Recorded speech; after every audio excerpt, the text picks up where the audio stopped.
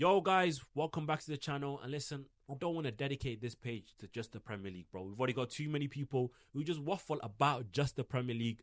And personally, if you follow me on TikTok, you probably know this already, but I watch a lot of football outside the Premier League, whether it's Serie A, whether it's La Liga, and I want to bring that to my YouTube channel as well, man. And this season, I've been heavily invested in La Liga, man. But yeah, since I've been heavily watching it this season, I thought I'd give my 2 cents on it, man, and my opinion on what's going on at Real Madrid, how good Barcelona look at the moment, and how underwhelming Atletico Madrid have been for me, considering the amount of money they spend in the transfer window. Before we get into the video, I just want to say, make sure you leave a like. It means a lot. But most importantly, if you're enjoying the videos or if you're new here, make sure you subscribe, man. It would mean the world. But before we get on to the main two in Barcelona and Real Madrid, I just quickly want to touch up on Atletico Madrid because I don't know if I was the only one, but I feel like they've been underwhelming this season with the money they spent, letting Samu go for the amount they did, and how good he's been at Porto, and then bringing in Alvarez and Sorloth, who was a top goal scorer in the Liga last season.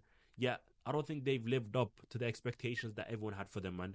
They've both been very underwhelming. I don't think either of them have cracked 5 goals so far.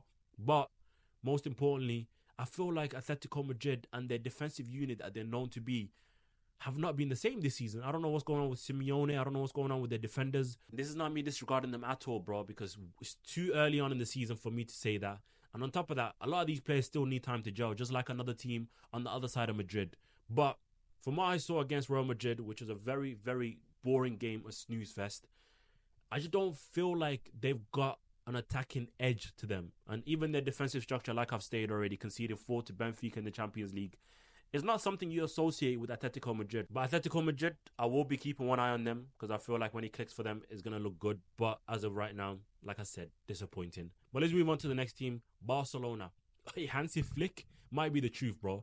That guy is an absolute demon in how he sets his team up, bro. He's an absolute maniac, and I love it. They currently sit top of La Liga with 24 points, 3 ahead of Real Madrid going into international break. And these guys, they've got 8 wins out of 9 in the league.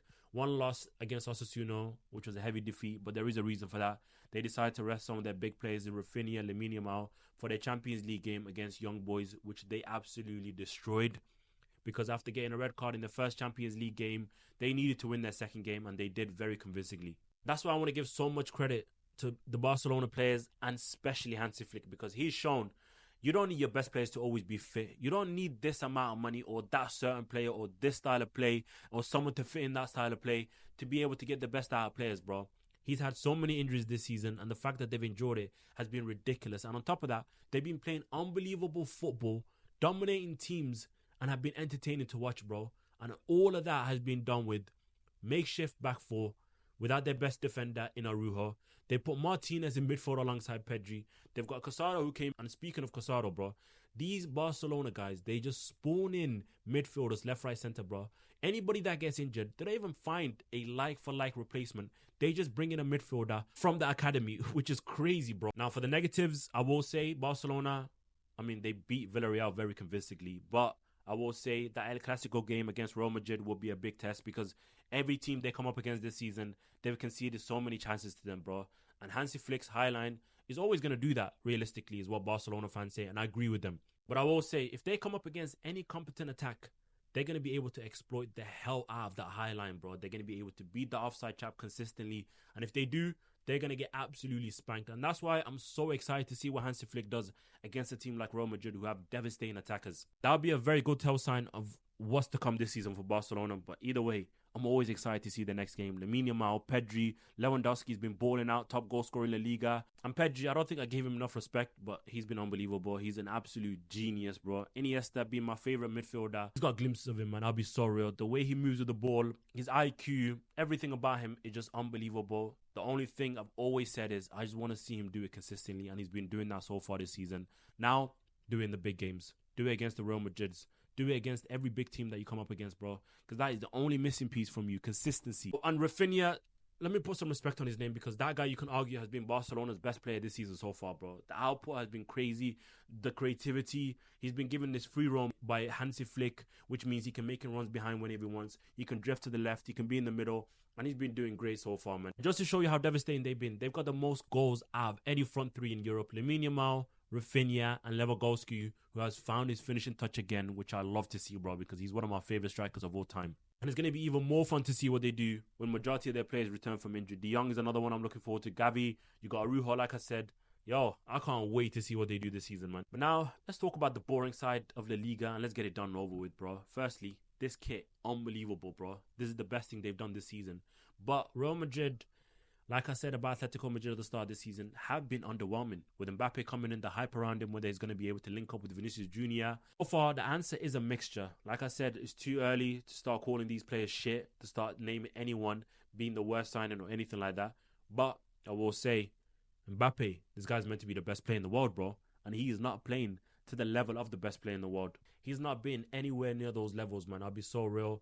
Even at times, he's been so far off in front of goal. Vinicius Jr. has stepped up and given him penalties in order to build his confidence up. He scored 3 penalties in the league this season out of the 5 goals he scored. Even his special move is not working anymore, bro. Like that OP move where he goes near post is getting blocked by every La Liga defender. And Ancelotti, you've got your job cut out for you this season. I mean, we always praise you for getting the best out of players and just allowing them to play to their strengths. And now you've got to show us, bro, because you've been trying to figure out different styles. He's played with 3 forwards with Rodrigo, Vinicius Jr. and Mbappe up top. But now he's reverted back to where he was playing last season. 2 forwards and Mbappe and Vinicius Jr. Meaning Rodrigo has been dropped to the bench for the last 2 games or so. But I do believe he's just experimenting and just trying things out to see what works best for everyone. And also, I think a massive miss for this team has obviously been Cruz. Everybody knew this was going to be the case, but I didn't think it would be this much of a miss. I thought Ancelotti would have had something figured out by now, but that is not the case. Camavinga being out hasn't helped, but he's slowly getting back into the team now. So we'll see what he does from now onwards. But obviously, just like I said about Atletico Madrid, it's going to take some time for these guys to gel, bro. And Mbappe, you need to learn how to play as a striker, bro. Because I'll be real, I don't want to see you on the left just hugging alongside Vinicius Jr., bro. One of you needs to go into the middle, for God's sakes. And another issue people thought would come about has been that Vinicius Jr. and Mbappe are both guys who don't do too much defensive work. So the midfielders or their teammates would have to cover for them. And Bellingham at one point did that in the little game towards the end. And you had both Vinicius Jr. and Mbappe just chilling by themselves on that left-hand side, completely vacating the middle. And Bellingham, you can tell, man, he was angry. He was not happy with them at all. Mbappe, if Real Madrid end up going trophyless this season after the season they had last season, the conversations around your name are going to be so toxic, bro. It's going to be crazy. You better start fixing up. And also, I've got a bet on you, bro. I need you to score 40 goals in all competitions this season. If you don't, I'm losing money. So you better fix up on that as well, man. But Federico Valverde, that guy has been an absolute joke for the last couple of seasons. But right now, the reason Real Madrid are unbeaten, the reason they're able to keep up with Barcelona and only 3 points behind them, I feel like it's mainly down to this guy, the captain of this team, the leader. I feel like he's been unbelievable this season, just like Pedri. And I would go far as to say that he's been the best midfielder in the Liga this season, bro. He is ridiculous.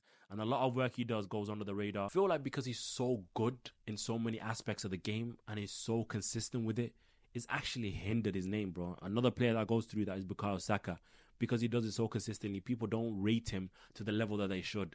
And Valverde is the exact same, bro. But you see that El Clasico at the end of this month? I can't wait for it, bro. That's going to be an absolute movie. I'm so locked in for it. And I feel like it's going to roll back to the good old days of the El Clasicos, man. You've got one team who currently aren't performing at their best, but were the best team in the world a couple of months ago. And you got Barcelona at the moment, who for me have been the best team in Europe, bro. But yeah, that's enough yapping for the day. Hopefully you enjoyed. If you did, make sure to leave a like, leave a comment, and also, most importantly, subscribe. I'll catch you in the next video. Peace.